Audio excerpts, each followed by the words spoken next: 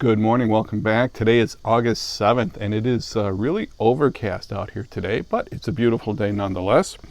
To look back and see what happened on this date. Well, first of all, it was on this date supposedly, and I don't have accurate records, but it was supposedly on this date in 1606 that the Scottish play was first performed in London at the court of King James, who we talked about last week. Now, the Scottish play, many of you may recognize, many of you have seen it. It's known for having such things as Three Weird Sisters, Out, Out, Damn Spot, Who'd Have Thought the Old Man Would Have So Much Blood in Him, Is This a Dagger I Set Before Me, Lead On, Macduff, and all kinds of famous lines such as that. It's also Shakespeare's shortest play, for those who keep track of these sort of things. And it's also bad luck in the world of the theater to say the name of the play. So it's often referred to as the Scottish play. I've seen it probably 8 or 10 times, but it was first performed on this date in 1606. It was on this date in 1771 that Francis Asbury agreed to come to the British North American colonies as a missionary. He later was instrumental in founding the U.S. Methodist Church, and again was probably the greatest Wesleyan, the greatest Methodist ever. Spent his entire life as a circuit preacher, just doing nothing but traveling by horse from church to church to church. He was one of the first bishops, first of 2 bishops of the Methodist Church here in the U.S., and remained here until his death in, I believe, 1820s, somewhere in that time period. Traveled hundreds of thousands of miles up and down the East Coast, up and down the U.S. at that point, what was the U.S. at that point, preaching, circuit riding, that sort of stuff. Francis Asbury, I read an interesting book about him called Francis Asbury, An American Saint. Great, wonderful guy. But he was, on this date in 1771 is when he agreed to come to British North America. In 1888, a Philadelphia inventor named Theophilus von Connell invented the revolving door. Well, he patented the revolving door on this date in 1888. And speaking of revolving doors, it was on this date in 1912 that the Bull Moose Party, a third party in U.S. politics, nominated former President Teddy Roosevelt to run for president that year. Now, tell me if this sounds familiar. So you've got a president, a Republican president for that matter, a Republican president who leaves office unwillingly. Now, he did say he would go back in 1908. He left his handpicked successor. He didn't like what his handpicked successor did, was regretted leaving the presidency, and decided that he was going to run after all as a Republican. When he didn't win the nomination, a third party was formed by him, with him, for him, and he was nominated to run for president. And so there in the 1912 presidential election, ultimately when the dust settled, former President Teddy Roosevelt ran, got 23% of the vote. Incumbent Taft, William Howard Taft, who had been Roosevelt's predecessor, or Roosevelt's successor, I should say, got another 20% or so, but the winner was Woodrow Wilson, the Democratic candidate for president that year. So, if that sounds at all familiar to you as far as what's going to happen in presidential politics here in the U.S., it's already been done. So, that was on this date in 1912. Today is Mary Burke's birthday. Now, here's a picture of her when she was young.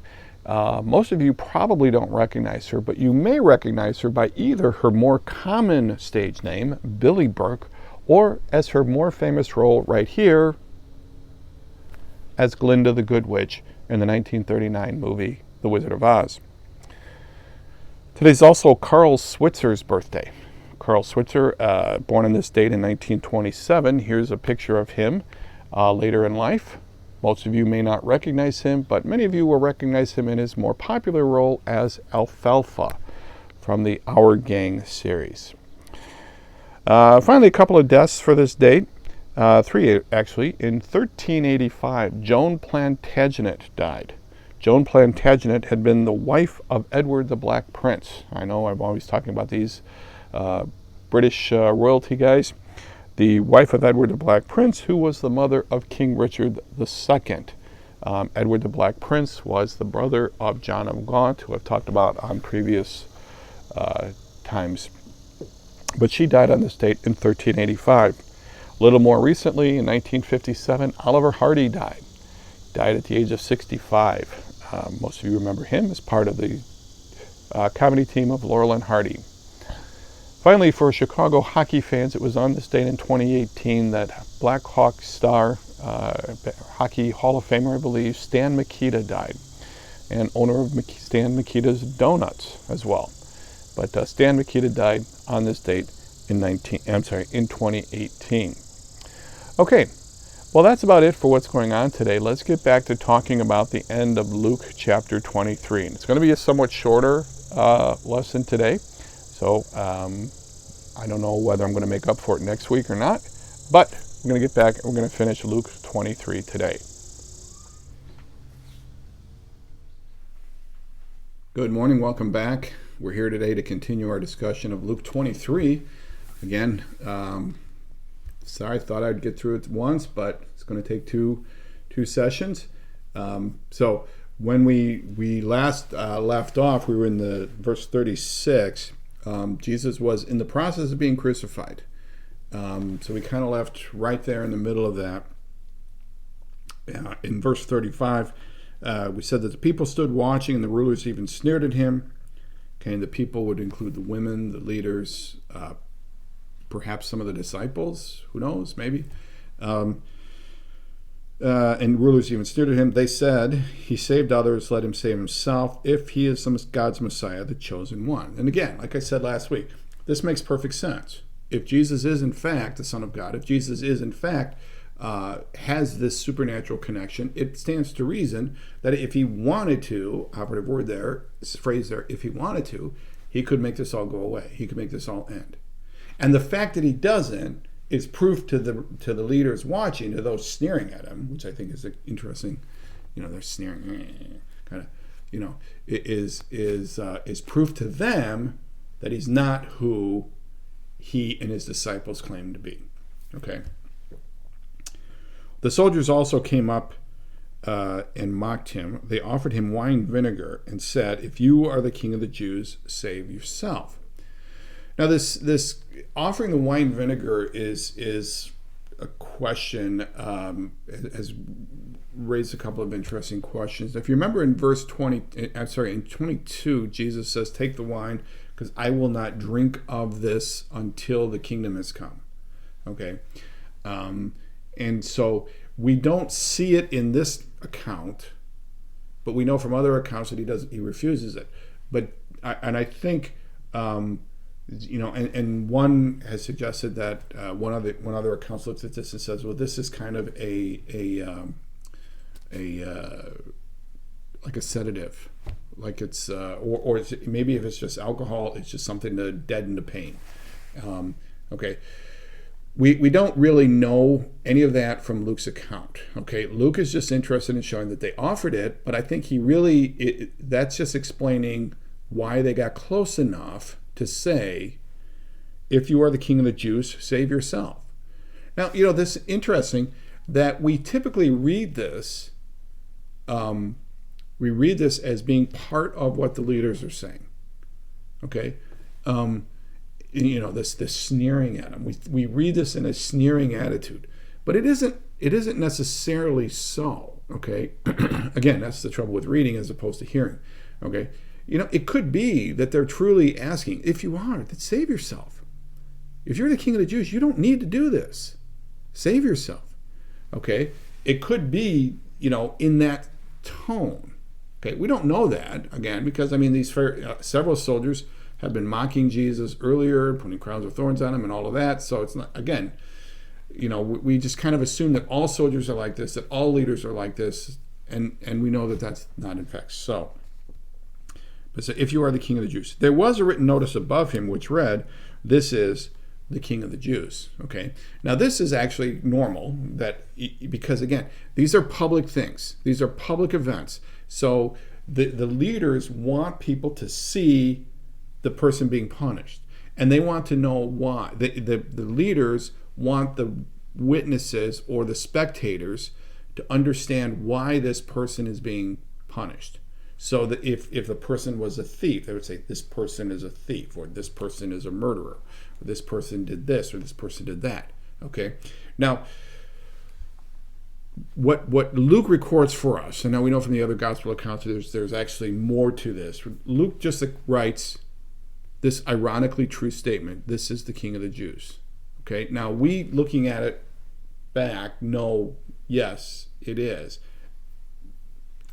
I don't think Pilate, because this is something that the Romans would have written, I don't think Pilate or the Romans are putting that up there in honor of Jesus. This is a public message to those watching, that this is what happens if you claim to be the King of the Jews. Okay? So Pilate, even, and I'm guessing Pilate is responsible, being the Roman leader, even though Pilate himself said he's not claiming to be the King of the Jews, or he's no threat to me, he's not going to waste this opportunity to make a point to both the religious leaders and any spectators that, hey, if you really were a king, claim to be a king in our dominion, this is what happens to you. Okay, so it's ironic because we look back and say, yes, Jesus is the King of the Jews, and yet that was not the point that Pilate puts it up there for. So we go back to this conversation between the two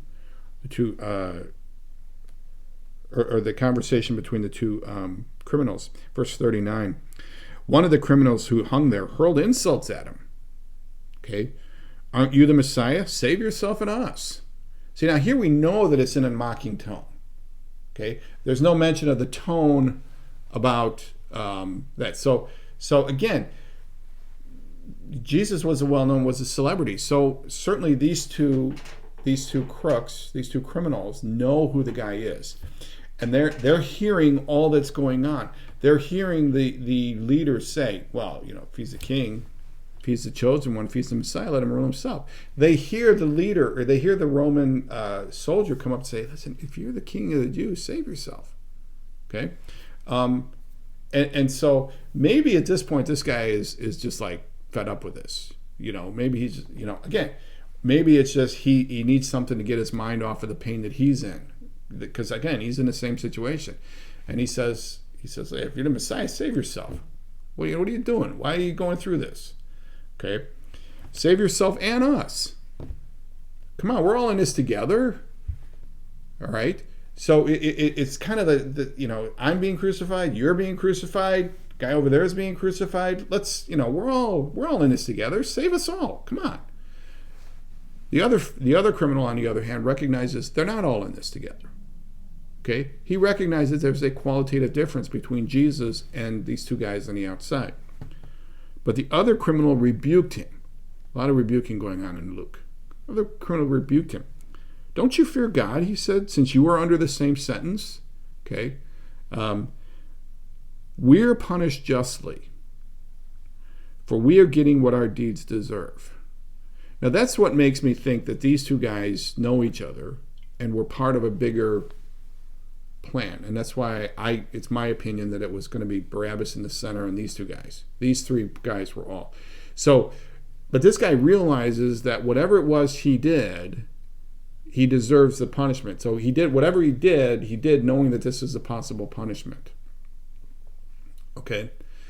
And he recognizes that. We did this act, we're being punished for it, and this is our just rewards. Okay? We're being punished justly, for we are getting what our deeds deserved. But this man, referring to Jesus, has done nothing wrong. We're not in this together. It's not the three of us against Rome. Okay? It's this guy is innocent. Okay? It's him. We don't know why he's here. We're the ones that are being punished justly, not him. Okay? So he says, and then this guy, after rebuking him, recognizing the innocence of Jesus, recognizing the difference of Jesus, recognizing that Jesus is not in the same category as the criminals are, he turns to Jesus and says, then he said, Jesus, remember me. And this is one of the few times where Jesus is actually just referred to by his name. Okay, usually it's Lord, Master, Teacher. Okay, Jesus, remember me when you come into your kingdom. Okay, remember me when you come into your kingdom. Jesus answered him and said, truly, I tell you, today you will be with me in paradise. Today you will be with me in paradise. Now, what this clearly suggests is that Jesus knows that he's going to die there today. And he also knows that this other guy is going to die as well. Okay, and that today he's offered forgiveness to this guy. Okay, today this guy is going to be with him in paradise. Okay. Verse 44, it was now about noon, and darkness came over the whole land until 3 p.m. Okay, so this whole point, starting at noon until 3, it goes dark. Okay, now this is not an eclipse, because an eclipse doesn't take 3 hours. This is not a very cloudy day. This is not an overly cast day. This is dark. This is, again, there's a story in Exodus where they held up Moses' hands for, kept the sun up for a day. This is clearly miraculous. There is no normal explanation for this. Okay, and the fact that it's unusual is because it's mentioned. That's what's indicated. Okay, so for 3 hours in the middle of the day, it's dark. Okay, this is not normal. Okay, there is no natural explanation for this. Okay, the nature knows something's wrong. Okay, God the Father knows something is wrong. Okay, something is going on, something is going down, something bad is something bad is happening, but he knows it's not. So again, let's not try to explain this away, but just say, look, this would call attention. This would make people think. Now again, think about this. This is at the Passover. Okay, so there's several thousand visitors in town, right? It's noon. It's supposed to be bright and sunny, and all of a sudden it's dark. Okay, all of a sudden it's dark, and you look around and what's going on? What's going on? What's going on? What's going on? Who knows what's going on? Okay, it would make people think what's happening, and it would add to the mystique, which is going to come back up when we talk about Luke 24. Okay, the tale of this particular day. What happened on this particular day? So I'm guessing for the most part, people remember this excitement of this big trial and all of this, and all of a sudden went dark. Okay, for the sun stopped shining, and the curtain of the temple was torn in two. Okay, now this is the temple. They're generally referring to the curtain between the holy place and the Holy of Holies. And in real quick, the temple had these two interior chambers, two interior rooms. The Holy of Holies, where there's some altars and things that, where it took place in there. And then inside the smaller area was the Holy of Holies. This is where the ark was. This is where the high priest would come once a year through the curtain. The curtain would always remain closed. Once a year, the high priest would go in there and do the sacrifice and pour the blood on the altar and all that. And it was a very limited place. It was this was where God dwelt. All right. And there's interesting discussions about what this meant and what's now the fact that this is torn. This is not something normal. I mean, you would not just tear this curtain. First of all, you only went in there on a very rare basis. Okay, once a year is when the high priest went in. Okay, so it isn't something that would suddenly, through a lot of usage, all of a sudden, oh yeah, well they're forever opening and closing it. Well, they're not. They're not forever opening and closing this. Okay. And then one of the other gospel accounts, it's not in this one, so I'm going to add this, I know this is not, but points out that it was ripped from top to bottom. Okay, so you think about it, and this is a high curtain, it was like, 10, 12 feet high, all right? So if a person is going to rip a curtain that's 10 or 12 feet high, it's hanging from up there, you would start from the bottom. So if humanity was going to rip this curtain, it would be ripped from the bottom to the top.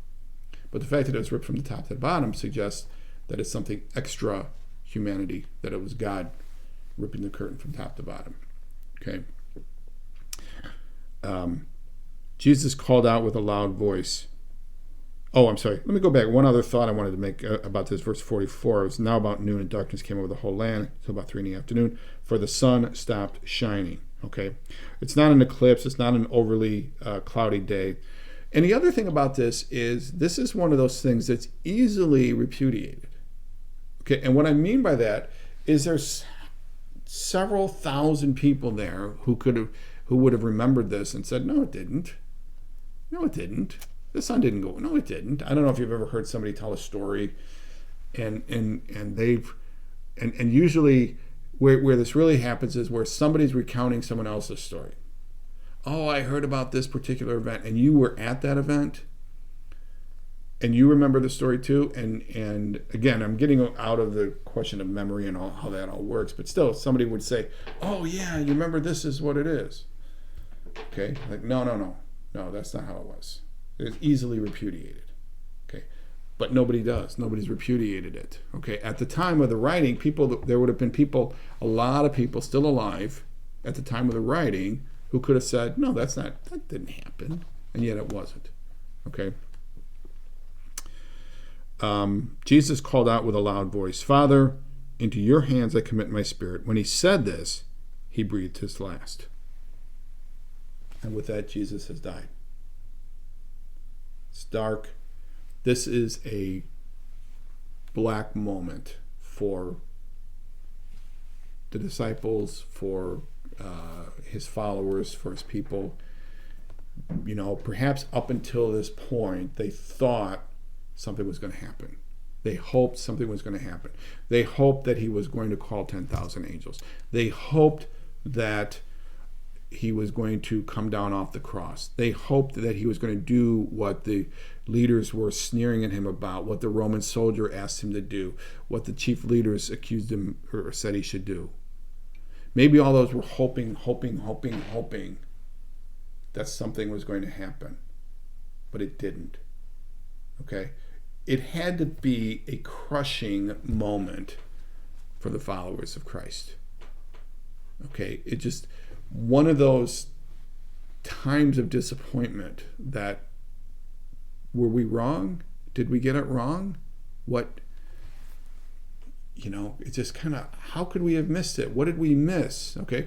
And what's interesting is we find out from the rest is that they don't immediately disband. Now you'd think that in the face of what is obviously a stunning rebuke, if I can use that word, of your beliefs, that you would say that you would want to get out of there and not be a part of that at all. You would want anything to do with it. Okay? But they don't. They hang. Maybe it's just, again, these are the only people that they can talk to. Maybe they're getting together and maybe they're having conversations over the next 2 or 3 days about where did we go wrong? What did we miss? What did we miss? What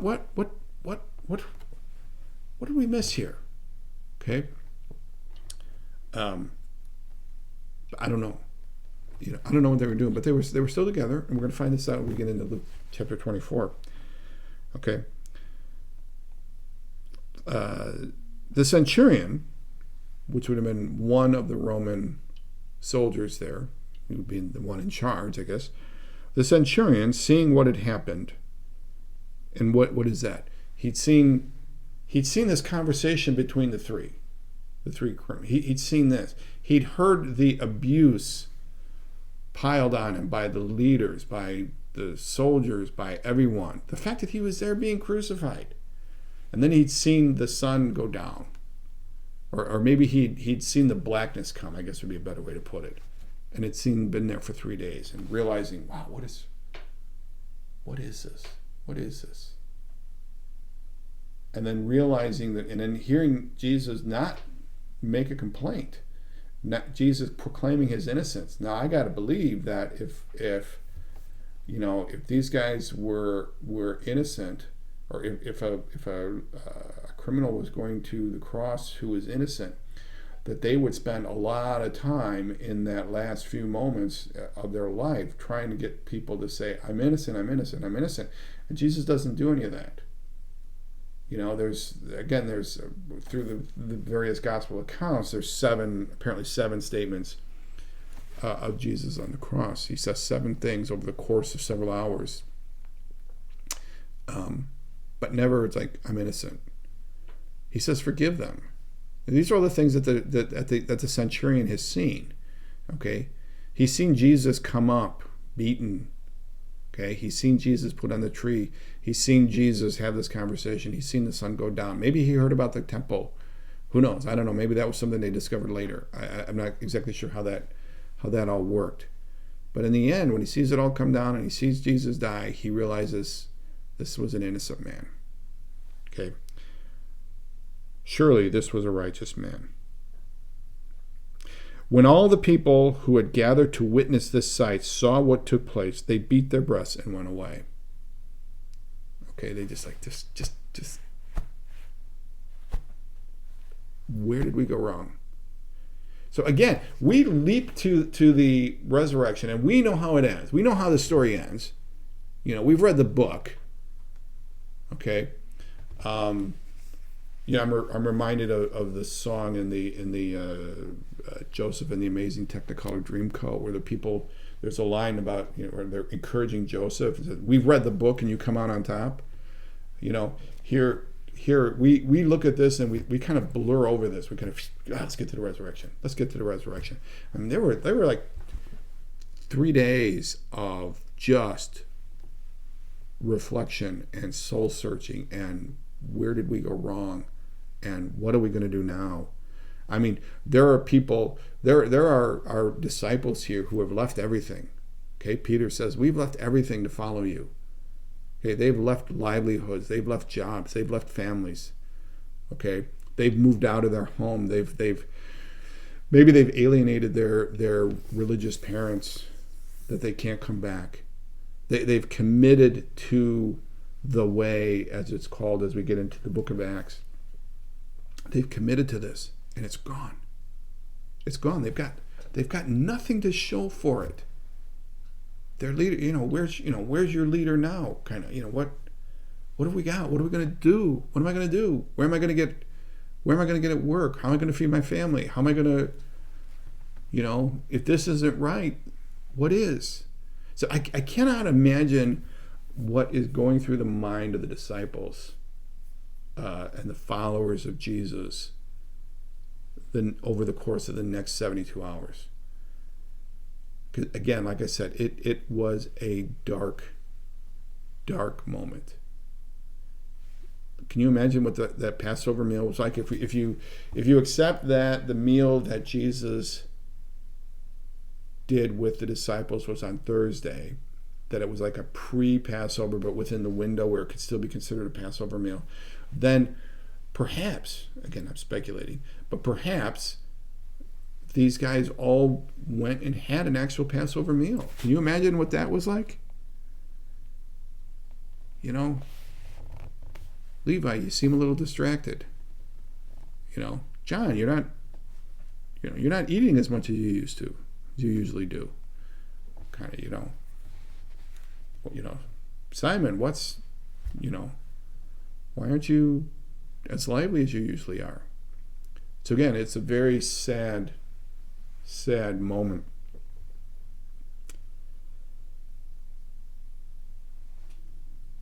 But all those who knew him, including the women who had followed him from Galilee, stood at a distance watching these things. All those who knew him, including the women. Now we talk about the women that were following him as Simon of Cyrene was carrying the cross. And we talked about the women that were following him in Luke chapter 8, and he's clearly talking about that group, which is Mary Magdalene, Mary his mother, others. But it says all that knew him. So what that tells me is that the disciples are somewhere on the edge here. Okay, they ran out of the garden. They didn't want to be a part. They didn't want to get arrested, but they're on the edge. They're watching from a distance. They're watching from a distance. It's interesting. All those who knew him, including the women who had followed him from Galilee, stood at a distance, watching these things.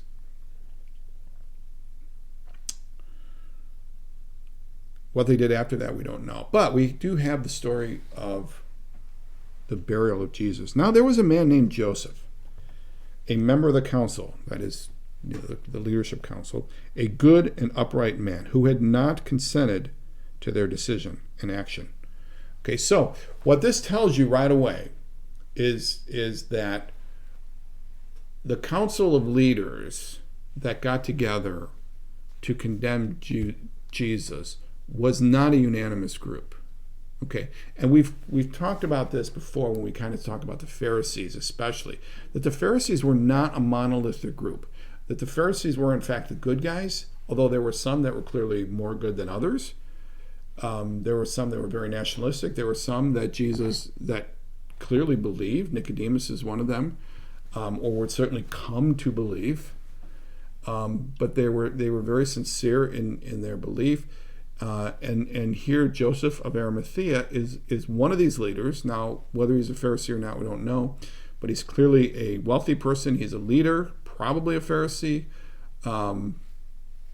has some position of authority, but he's not in on the decision. He's like, no, I'm not buying that we needed to crucify him, that we needed to go through this. But he was outnumbered, he was outvoted, so he said, okay, I'm not. But at the end, once Jesus has died, and everybody sees that, Joseph of Arimathea realizes that somebody needs to take care of the body. Okay, because otherwise, if he doesn't, then he's just going to be taken down with the other two criminals. Like, what happens to the other criminals? We don't know. The two guys on the side, what happens to their bodies? We don't know. Okay, they probably would be taken down, thrown into a common grave. Okay, or if there was family there, the family would take it, but the family isn't asking for the body. So it's interesting. It's not the family of Jesus. It isn't Mary and the brothers that are there asking for Jesus' body.